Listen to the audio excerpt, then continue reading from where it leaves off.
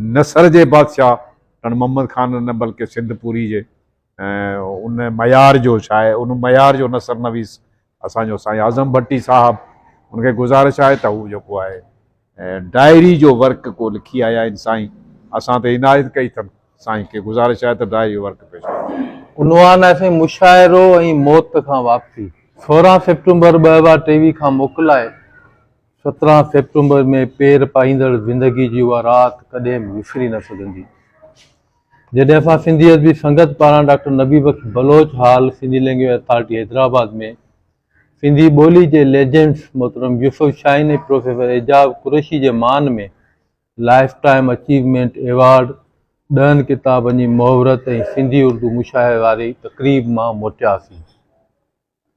सिंधी उर्दू मुशाइरे वारी नशिस्त जी कंपेयरिंग मुंहिंजे हवाले हुई। सॼी सिंध मां खोड़ सारा शाइर दोस्त मुशाइरे में शरीक हुआ। वक़्त जी नज़ाकत ऐं तवालत जे पेश नज़र खोड़ सारा दोस्त पंहिंजे वारे जे इंतज़ार में काफ़ी हद ताईं मूं ते नाराज़गी जो इज़हार बि करे चुका हुआ। परे परे खां कई आयल दोस्तनि जो वॾो अंग पंहिंजे माॻ ॾांहुं मोटी चुको हो। मुशाइरे जी पुॼाणी वक़्तु कुझु दोस्तनि सां गॾु डॉक्टर मुश्ताक कुल शबीर ख़्याल ऐं हाल मां ॿाहिरि गॾु निकिता हुआसीं। शबीर ख़्याल बि दोस्तनि सां गॾु मोटरसाइकिल ते रवानो थी चुको हो। ॿोली अख़्तियारी वारे इदारे जे मुख्य दरवाज़े ते डॉक्टर मुश्ताक कुल बि मूं ऐं डॉक्टर मुश्ताक कुल बि हिक ॿिए सां भाकुर पाए मोकिलायो हो। ऐं उन वक़्तु संगत जो अॻूणो मरकज़ी जॉइंट सेक्रेटरी खाकी जानी अछे रंग जी कल्टस कार मां अची ॿाहिरि निकितो हो। हू काफ़ी वक़्त खां मूंखे फ़ोन करे रहियो हो, पर मुंहिंजे फ़ोन जी गिनती बंदि हुई छाकाणि जो हू दोस्तनि सां गॾु असां खां अॻु हाल मां निकिरी चुको हो। फ़ोन न खणण जी शिकायत करण बाद काकी जानी मुखातिब थींदे मूंसां चयो त असां तुंहिंजे इंतज़ार में ई बीठा हुआसीं त जीअं तोखे बि पाण सां गॾु वापसि खणी हलूं। हालांकि डॉक्टर मुश्ताक कुल जी मंशा हुई त आउं साणुसि गॾु रिहाइश लाइ अॻुवाट संदसि पारां बुक करायल स्पोर्ट्स कॉम्प्लेक्स हैदराबाद वारे कमरे में रही पवां, पर जॾहिं संदसि नज़र खाकी जानी वारनि ते पई त हू मुतमइन थी पंहिंजी मंशा तां दिल में दस्तबरदार थी वियो। खाकी जानी मूंखे ॿांह खां जले गाॾी में विहारियो, जंहिं गाॾी में अॻुवाट राजो खानानी, टने गुलाम अली जा दोस्त शोएब शाद, मीर शाहिद आज़ाद तालपुर, इकराम इलाही ऐं सोहेल खोसो वेठल हुआ। गाॾी में वेहण शर्त खाकी जानी खां वठी मीर शाहिद आज़ाद ताईं सभिनी मुशाइरे में शाइरी पढ़ाइण वारे मामले ते शिकायतुनि जा अंबार लॻाए छॾिया। वक़्त जी नज़ाकत ऐं शाइरनि जे वॾे अंग हुअण जो जवाबु ॾियारण बाद मूं साणनि दिली मुहबरत कई ऐं उनजे बावजूद बि खाकी जानी दिली तौरु खिलंदे ॾंड भरण जी हुजत कई। मूं बि इनकार के कुफर बराबरि सम्झो ऐं वाराड़ियुमि त जेको बि ॾंड रखो आउं भरण लाइ तयारु आहियां। सभिनी दोस्तनि जी गॾियल सलाह बीठी त असां खे खथड़ होटल ते चांहि पीआरींदे। मूं बि वराणियो, बेशक हलो चांहि पीआरियां थो। शायदि आज़ाद कार जी ड्राइविंग करे रहियो। खेसि बि मूंखां मुशाइरे जे हवाले सां शिकायत जी सख़्ती खे दिली तौरु महसूसु कयो हुअमि। अधु कलाक जे लॻभॻि सफ़र बाद असां खथड़ होटल ते पहुची चुका हुआसीं, जिते असां खां अॻे मातली शाख जा सरगरम दोस्त मुसाफ़िर हाले पोटो ऐं हाजी यूनिस रुस्तमानी होटल ते वेठल हुआ। मुंहिंजी दिलि में ख़्यालु आयो त चांहि गॾिजी पीअण जी महफ़िल सां गॾु दोस्तनि जे शिकायतुनि जो नंढिड़ो ऐं गैर माक़ूल अज़ालो करण ख़ातिर छो न नंढिड़ो मुशाइरो बि करे वठूं, जंहिंजो इज़हार मूं समूरनि दोस्तनि सां कयो, जिन सभिनी हामी भरी। होटल वारे खे चांहि आणण जो चई मूं मुशाइरे जी शुरूआति कंदे खथड़ होटल मुशाइरे जो ऐलान करे कंपेयरिंग जा फ़राइब सरअंजाम ॾियणु शुरू कया। मुशाइरे जी वक़्ती सदारत शोएब शाद हवाले ऐं महिमान ख़ासि खाकी जानी खे कयो थी। नौजवान शाइर इकराम इलाही खे सभ खां पहिरीं शेर पढ़ण जी दावत ॾिनमि, जंहिं बाद तसलसुल सां हाजी यूनिस रुस्तमानी, मुसाफ़िर हाले पोटे, मीर शाहिद आज़ाद, खाकी जानी, आख़िर में वक़्ती सदर शोएब शाद पंहिंजा शेर पढ़िया। उन विच में चांहि बिस्केटनि जो दौर बि हलियो। मुशाइरे जी पुॼाणी बाद शाहिद आज़ाद तरन्नुम में कलाम ॻाए मुख़्तसिर महफ़िल खे ॼण त यादगार बनाए छॾियो हो। जंहिं बाद खिलंदा कुॾंदा कार में चढ़ी पंहिंजी मंज़िल ॾांहुं रवाना थियासीं। मीर शाहिद आज़ाद तेज़ रफ़्तार ड्राइविंग जा जोहर ॾेखारींदे गाॾी जा कांटा छिके 100 120 जी रफ़्तार ते आणे ते बीहारिया। असांजो साह ॼण मुठ में अची वियो हो। खाकी जानी, शोएब शाह, इकराम इलाही आऊं बार बार गाॾी आहिस्ता हलाइण जूं रड़ियूं कंदा रहियासीं। पर शाहिद आज़ाद खे ॼण त तफ़रीह जो को मौक़ो हथ चढ़ी वियो हो, जेको कंहिं बि दोस्त खे ॿुधण खां सफ़ा नाबरी वारे तेज़ रफ़्तारी सां गाॾी खे उॾाईंदो हलियो।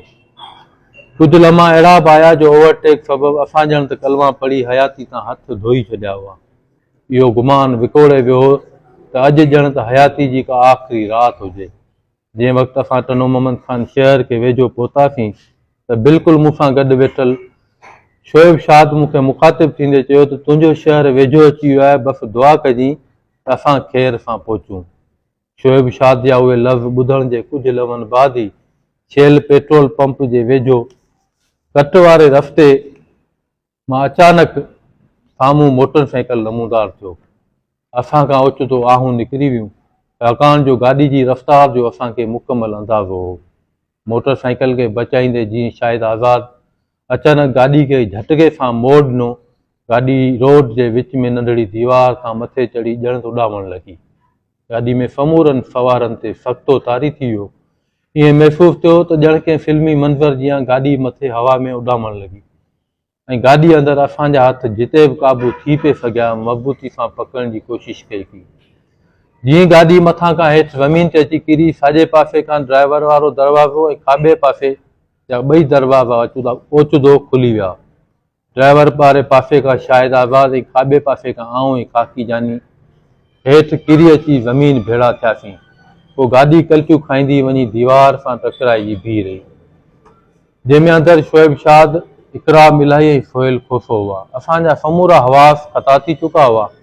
अचानक मुंहिंजी नज़र पंहिंजनि कपिड़नि ते किरंदड़ रत ते पई। मूं हथ सां ज़ोर ॾेई रत खे घणई रोकण जी कोशिशि कई, पर ख़बर ई न पिए पई त रतु आख़िर किथां पियो वहे। पोइ बि एतिरो तेज़ी सां मूंखे महसूसु थियो त बसि हयाती जो सिज लही वियो। मूंखे ॼण त अखियुनि मूं मौत खे ॼण त अखियुनि सां ॾिसी वरितो हो। उन विच में केतिरा ई नौजवान वाक़े वारी जाइ ते डोड़ी पहुता। बसि हिकु पासे मां सिर्फ़ु खाकी जानी जा उहे आवाज़ ॿुधण में पिया आया त हुननि खे कढो, हुननि खे कढो। उहे लफ़्ज़ ॿुधण बैदि मूं मथां मुकमल बेहोशी तारी थी वई हुई। उन खां अॻु हिकु ॿिनि नौजवाननि जी सुञाणप खां सवाइ ख़बर ई न पई त ॿिया केरु नौजवान हुआ ऐं केतिरा हुआ, जिन असां सभिनी खे खणी वेझो ई निजी इंडस अस्पताल पहुचायो, जिते डॉक्टरनि जी फौरी तिबी इमदाद ऐं टाका लॻण बैदि कुझु होश आयो। यकीन न पियो आयो त को आऊं मौत जे मुंहं मां बची निकितो आहियां। मूंखे गाॾी में सवार ॿियनि दोस्तनि जो फ़िक्र वराए वियो हो। मुंहिंजे मथां बीठल अश्क बार अखियुनि सां मुंहिंजे भाइरनि ऐं दोस्तनि ॿुधायो त समूरा दोस्त कैद सां आहिनि। वधि में वधि धक मूंखे ई लॻा आहिनि। शहर जा सवे नौजवान हादसे जो ॿुधी अस्पताल पहुची चुका हुआ। दोस्तनि जे बिकोल जंहिं बि माण्हू गाॾी जी हालत थे ॾिठी, उनखे यकीन थी थिए वियो त को बि विंदा न बचियो हूंदो। ख़ैर, मुंहिंजे ज़ख़्मनि जे पेश नज़र एक्सरे ऐं CT स्कैन खां पोइ शदीद तकलीफ़ हूंदे बि मुंहिंजे भाइरनि, अज़ीज़नि दोस्तनि जा ख़दशा कंहिं क़दुरु माठार में आया। इस्पताल जी इंतज़ामिया एॾी रश ॾिसी घबराइजी वई ऐं मूंखे हैदराबाद सिविल इस्पताल मुंतक़िल कयो वियो। मुंहिंजे भाइरनि ऐं दोस्तनि बि उन फ़ैसिले खे लबे कंदे हैदराबाद रवानगी जो सफ़र संभायो। सिविल इस्पताल हैदराबाद पहुचण शर्त डॉक्टर बि पहुची विया, जिन हाल अहिवाल वठंदे फौरी तौरु डिप लॻाई। उन विच में हॾनि जो डॉक्टर बि पहुची वियो। उन मुतमइन कंदड़ जवाबु ॾेई न्यूरो सर्जन सां मशवरो करण जी सलाह ॾिनी। मुंहिंजो मोहसिन हाजी शौकत बिरोई नंढड़नि भाइरनि जहिड़ो दोस्त आदिल भट्टी CT स्कैन खणी न्यूरो सर्जन ॾांहुं रवाना थी विया, जंहिं बि इत्मीनान जो इज़हार कंदे खेनि वधीक चेकअप जो मशवरो ॾिनो। जीअं ड्रिप ख़तमु थी त स्ट्रेचर खे गेले मूंखे न्यूरो सर्जन वटि पहुचायो वियो, जीअं हथनि ॿाहनि ऐं कंध जी चुरपुर चेक करण ऐं कुझु हाल अहिवाल वठण बदिरां दवाऊं लिखी मोकल ॾिनी। टने मोहम्मद ख़ान शहर खां ई गॾु आयल एम्बुलेंस ड्राइवर भाइरनि जहिड़ो दोस्त कबीर ख़ासकेली बि किल भोग कंदे एम्बुलेंस खे खणी वापसि वरायो। ईअं मुसलसल 5 कलाकनि जी हाणे वटि बद सुबुह 7 वॻे वापसि अची घर भेड़ा थियासीं। वापसी वारे उन सफ़र में गॾु दोस्तनि ऐं भाइरनि जे बिकोल त केतिरा ई दोस्त इस्पताल ॿाहिरां लिखी ॻोढ़ा ॻाढ़ींदा रहिया। के दोस्त सदमे वारे ख़दशे सबबु इस्पताल अंदरि दाख़िल थियण जी सघ न सारे सघिया हुआ। हर कंहिंजा पंहिंजा वीचार सोचूं घुमाटूं खाईंदियूं रहियूं। गाॾी जी ख़तरनाक हालत जंहिं बि ते ॾिठी उन पक ते सम्झो त को हिकु बि न बचियो हूंदो। चवंदा आहिनि त बंदे जे मन में हिकिड़ी मालिक करे ॿी। हर वात जी वाई जीअं असां बि उन ख़तरनाक हादसे मां बची वञण खे को मौजूज़ो ई ॼातो थिए। ज़मीनी हक़ीक़त बि ईअं ई हुई। मुशाइरो ऐं मौत खां वापसी जो उहो सफ़र ॼण ज़िंदगी जी का अणविसरंदड़ यादि बणिजी वियो। जिस्म ते ऐं ज़हन ते उनजा नक्श ख़बर न आहे केसीं ताईं बरक़रार रहनि। बाक़ी 2 ॾींहंनि बाद सोहेल खोसे जे व्हाट्सएप ते मोकिलियल उन पैगाम खिलण ते मजबूर करे छॾियो हो त अदा कहिड़ा हाल आहिनि। मूं पहिरीं ई आख़िरी अदबी प्रोग्राम में शिरकत कई। मूं लिखियोमांसि त अदा इम्तिहान इंसाननि लाइ हूंदा आहिनि। जवाबु ॾिनई त उन खां वधीक ॾुखियो पेपर खथड़ वारो हो जंहिं जिते असां चांहि पी ॿियो मुशाइरो कयो हो। पंद उहे जवाब अॼु बि मूंखे खिलाए विझंदा आहिनि। हादसे बाद जेतिरा वात ओतिरियूं ॻाल्हियूं असां त बसि मुशाइरे खे ई मौत खां वापसी जो सबबु सम्झी पंहिंजी किरत खे लॻी वियासीं। छाकाणि जो नेक नियती ऐं बामक़सद तख़लीक़ी सरगर्मियुनि खे शायदि कॾहिं बि मौत नाहे अचणो।